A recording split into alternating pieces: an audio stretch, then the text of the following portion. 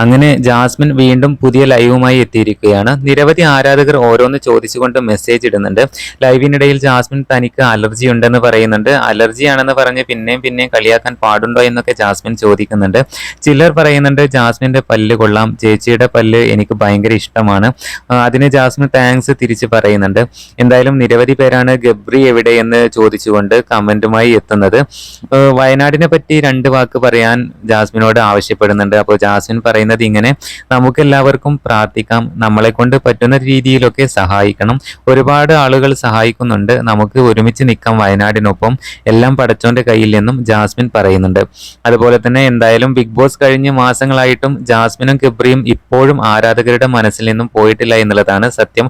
ഓരോ ലൈവിന് താഴെയും അല്ലെങ്കിൽ ജാസ്മിന്റെയും ഗബ്രിയുടെയും വീഡിയോക്ക് താഴെ നിരവധി ആളുകളാണ് ഇപ്പോഴും കമന്റുമായി അവരെ സപ്പോർട്ട് ചെയ്തുകൊണ്ട് എത്തുന്നത്.